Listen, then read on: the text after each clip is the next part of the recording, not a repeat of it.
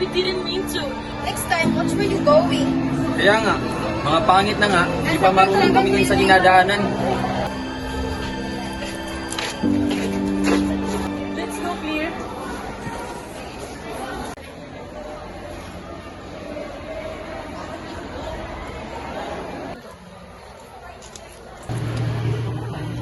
Claire, how's it going?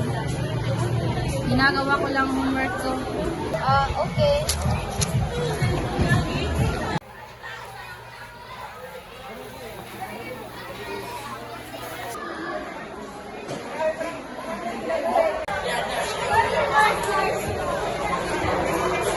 I forgot something.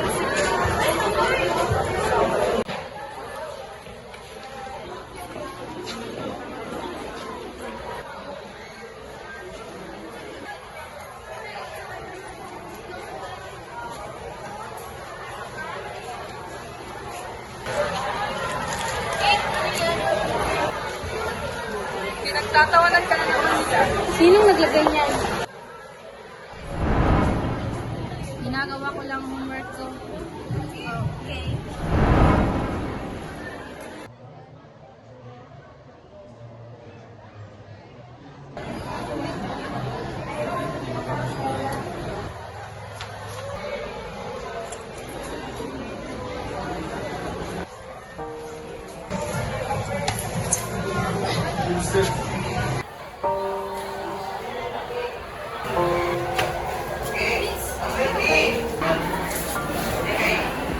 Why are you doing this to her? Well, deserve yun ng mga losers kagaya niya.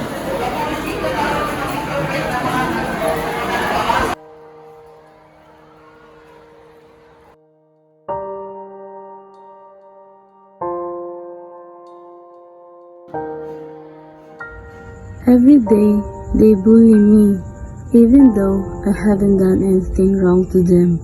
But despite how they treat me, I am still thankful because I have friends who are ready to defend me against them.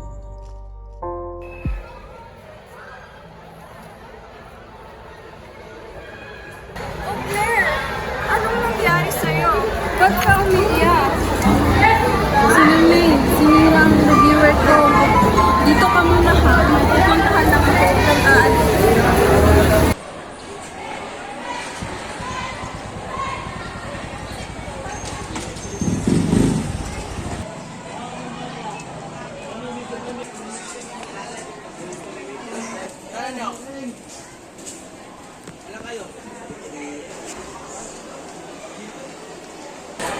James, mag-usap na tayo. What do you mean? James, pwede niyo ba tantanan sila Claire? I'm sorry, Kate. Napagutusan na, hindi naman ako. Ibig ba sabihin niyan, if they tell you to do tapos, kakainin mo rin ba? Sorry, nagawa niyo siya. Alam kong mali ang ginawa namin, pero pinagpatuloy pa rin ang mga sa inyo. Hindi ka dapat sa akin mag-sorry. Dapat yun ka mag-sorry sa pinagtatawanan niyo kanina. Sige, bukas, Kate. I promise you will apologize to them. But first, kakausapin ko muna si May at Finn.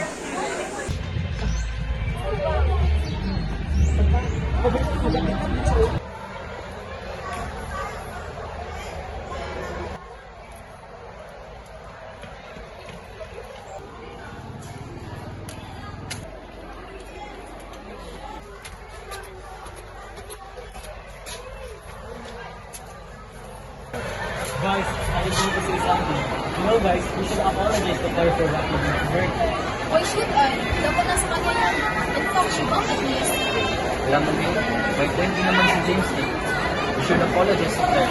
Hindi naman niya sinadyang banggain ka last time eh. And he didn't apologize to you that time, but we just shouted at him. We laughed and joked about her appearance last time, so we should say sorry.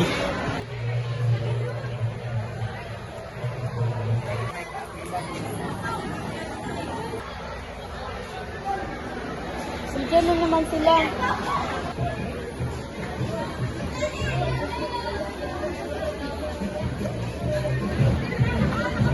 At anong ginagawa niyo dito? Aawayin niyo na naman si Claire? Claire, you want to say sorry to you? Sorry if pinagtawanan ka namin that time. Okay, we forgive you. What? Bakit? Ayaw mo? course, I want to. Pero bakit ang bilis mo magpatawad? Because what my parents taught me, forgive others even though they did you bad. Sorry talaga kuya. Hindi nyo na uulitin sa iba ang pambubuli ha. So, friends na kayo. It means gala tayo after class.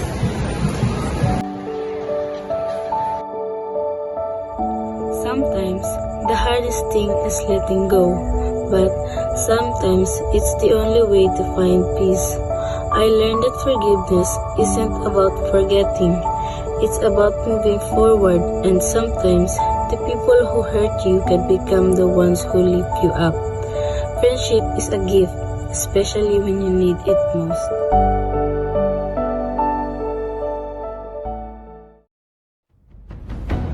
Born on the wrong side of the ocean, with all the tides against you.